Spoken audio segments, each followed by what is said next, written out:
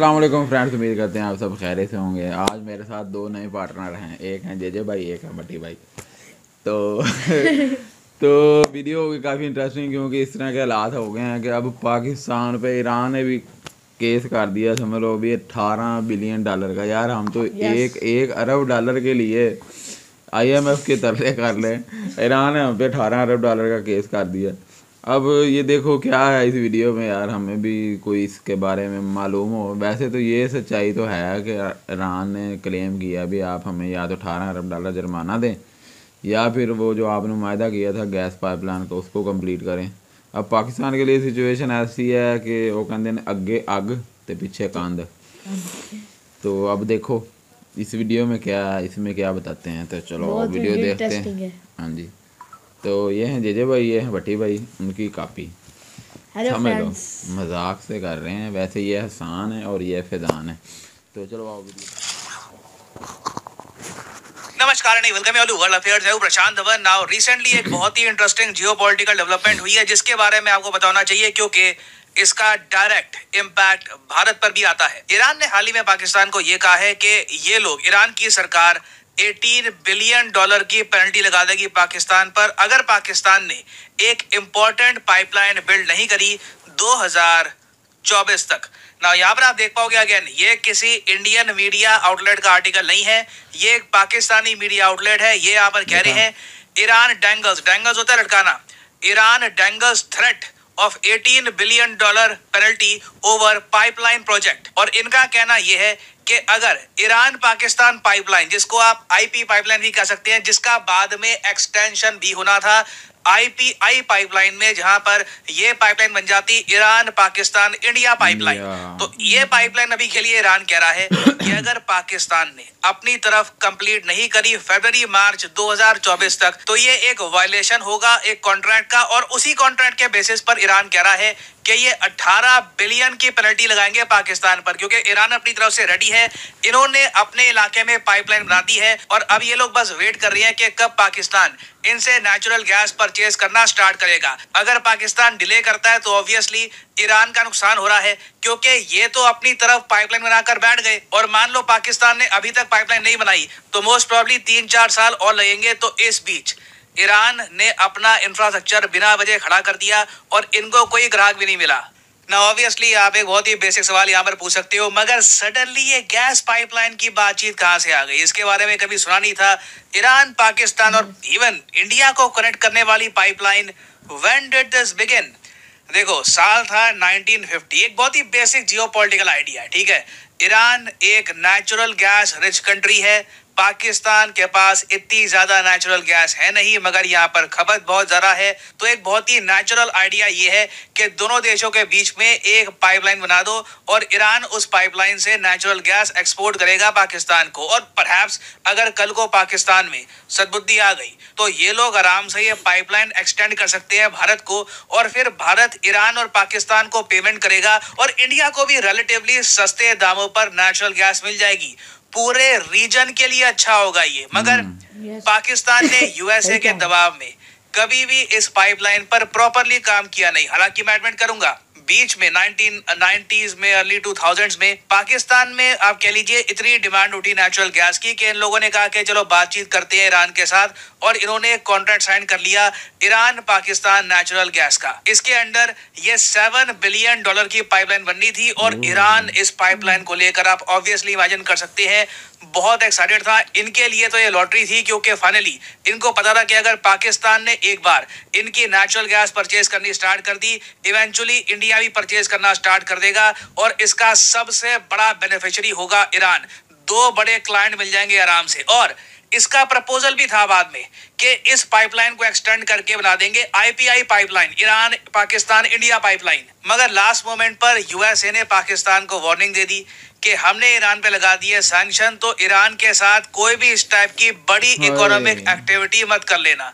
तो पाकिस्तान ने ईरान के साथ सारे वादे करने के बाद लास्ट मोमेंट पर ना बिल्कुल एक कदम पीछे रख दिया और कहा कि देखिए अभी हम सोच रहे हैं, देखते हैं पाइपलाइन के बारे में। अब ईरान यहाँ पे बिल्कुल शॉक था, क्योंकि इन्होंने पाकिस्तानी गवर्नमेंट का बिलीव करके, इन्होंने मान के कि चलो ठीक है बन रही है पाइपलाइन, अपनी साइड की पूरी पाइपलाइन कंस्ट्रक्ट कर ली और इसमें ईरान के 2 से लेकर 3 बिलियन डॉलर खर्च हुए हैं और फिर इस पाइपलाइन की मेंटेनेंस भी करनी है। तो इसलिए ईरान अब गुस्सा है और यहाँ पे आप देख पाओगे ईरान का जो न्यूज आउटलेट है ये भी कह रहा है कि डायरेक्ट वार्निंग दी है पाकिस्तान को। अब आप यहाँ पे कहोगे कि 18 बिलियन डॉलर्स पाकिस्तान के पास फॉरेन एक्सचेंज रिजर्व गिनती के 3 से लेकर 4 बिलियन डॉलर्स के आसपास है।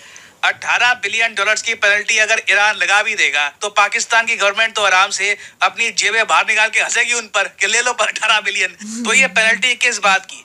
देखिए, ईरान ने कहा है कि अगर पाकिस्तान ये पाइपलाइन कंस्ट्रक्ट नहीं करेगा तो ये इंटरनेशनल कोर्ट में जाएंगे और वहां पे इनका मानना ये है कि वो इंटरनेशनल कोर्ट जो है ना वो पाकिस्तान को फोर्स कर देगा कि 18 बिलियन की पेमेंट करनी है आपको ईरान को, और अगर पाकिस्तान ये पेमेंट नहीं करता तो उस केस में ईरान को ये अधिकार मिल जाएगा कि ओवरसीज जो भी पाकिस्तान की सरकार की प्रॉपर्टीज है, कुछ बिल्डिंग्स हैं, कोई भी एसेट है, वो उसको जब्त कर सकते हैं। कहीं से भी वो सारा अमाउंट बेचकर भी 18 बिलियन तो ना इकट्ठे होते, मगर 2-3 बिलियन डॉलर्स के आसपास ईरान इकट्ठे कर सकता है। बेसिक जो कॉस्ट है अपनी पाइपलाइन की ये तो पूरी कर लेगा, क्योंकि ये बात ईरान भी समझता है कि अभी के लिए पाकिस्तान बहुत ज्यादा यूएसए के इन्फ्लुएंस में है और ये लोग यूएसए को नाराज करने वाला कोई भी स्टेप नहीं उठाने वाले। तो 15 महीने हैं पाकिस्तान के पास, 15 महीने में ये पाइपलाइन नहीं बनने वाली और डेफिनेटली ईरान और पाकिस्तान के रिलेशंस इस पाइपलाइन के इशू को लेकर खराब होंगे। नाउ इंडियन पर्सपेक्टिव से आप सोच कर देखिए कितनी बड़ी ट्रेजेडी है कि इंडिया इतने सारे एनर्जी भंडारों के करीब होके भी उनसे नेचुरल गैस परचेज नहीं कर पा रहा, क्योंकि पाकिस्तान आज के समय 2 पाइपलाइंस रोक कर बैठा है इंडिया को। एक तो है Tapi pipeline, Turkmenistan Afghanistan Pakistan pipeline. ये पाइपलाइन भी कई दशकों से प्लान में है, अनफॉर्चुनेटली बिकॉज ऑफ पाकिस्तान और कुछ हद तक मैं कहूंगा अफगानिस्तान में जो सिचुएशन है उसकी वजह से ये पाइपलाइन बन नहीं पाई। फिर जो ईरान पाकिस्तान इंडिया पाइपलाइन है ये तो बन सकती थी, यहाँ पे कोई इतना इशू था भी नहीं, बट अनफॉर्चुनेटली पाकिस्तान ये भी बनाएगा नहीं तो इंडिया को नेचुरल गैस कार्गो से ही इंपोर्ट करनी पड़ेगी, जो रिलेटिवली काफी महंगा पड़ता है। हालांकि एक अभी प्लान चल रहा है, इस पर अभी कुछ डिसाइड हुआ नहीं है कि ये बनेगा या नहीं बनेगा, मगर एक कॉन्सेप्ट है कि सेज पाइपलाइन बनाई जाएगी। सेज पाइपलाइन ये एक बहुत ही यूनिक कॉन्सेप्ट है, एक अंडर वाटर पाइपलाइन का। इसमें क्या किया जाएगा कि ओमान और ईरान दोनों अपने पैसे लगाकर 2 पाइपलाइंस बनाएंगे अपनी साइड से। उन पाइपलाइंस को हम फिर डाल देंगे अंडर वाटर और फिर वो एक सिंगल पाइपलाइन में कनेक्ट होकर गैस, नेचुरल गैस एक्सपोर्ट करेगी टू इंडिया। पाइपलाइन प्रोजेक्ट को हम बाद में और बड़ा कर सकते हैं, एक पेट्रोलियम पाइपलाइन यहाँ पर डाल के जहाँ पे सऊदी अरेबिया और यूएई डायरेक्टली हमको ऑयल सप्लाई करेंगे। तो ये एक पॉसिबिलिटी है, इवेंचुअली ये हमें करना पड़ेगा। ऑब्वियसली जब आप लैंड पे बनाते हो पाइपलाइन और जब आप अंडरग्राउंड बनाते हो पाइपलाइन तो खर्चा आपका 3 से लेकर 4 गुना बढ़ जाता है, मगर इंडियन कंपनीज के लिए, इंडियन गवर्नमेंट के लिए ये वन टाइम इन्वेस्टमेंट होगी। सेज पाइपलाइन अगर बन जाती है तो that will be revolutionary for India. India आराम से पाकिस्तान को बाईपास करके इस एनर्जी कॉरिडोर से एनर्जी कर सकता है इंपोर्ट। मगर ये सब करने के लिए भारत के सामने भी एक बहुत ही बड़ा प्रश्न चिन्ह है कि क्या चाइना की तरह, क्योंकि चाइना तो यूएसए के सैंक्शंस को बहुत बड़ा ठेंगा दिखाकर लगातार ईरान से ऑयल इंपोर्ट कर रहा है। ये चाइना ने ओपनली किया है, चाहे यूएसए ने सैंक्शंस इस बारे में लगा भी दिए चाइना पर, चाइना को कोई फर्क नहीं पड़ता। ये लोग लगातार ईरान से ऑयल इंपोर्ट कर रहे हैं। क्या हम लोग इन्हें को तैयार हैं?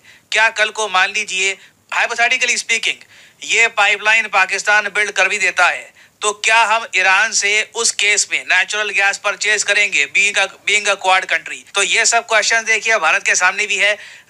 मेरा मानना तो ये है कि कहीं ना कहीं आज नहीं तो कल इंडिया को एक पॉलिसी डिसीजन लेना होगा। ये कहना होगा यूएसए को कि बहुत लंबा समय हो चुका है, कई साल बीत चुके हैं, हमने आपके कहने पर, आपके सैंक्शन की वजह से ईरान से कुछ एनर्जी, नेचुरल गैस, ऑयल कुछ परचेज नहीं किया, अब हम फाइनली परचेजिंग स्टार्ट कर देंगे। तो इंडिया को देखिए ये स्टेप कभी ना कभी लेना होगा। ये स्टेप हम 2023 में लेते हैं, 24-25 में लेते हैं।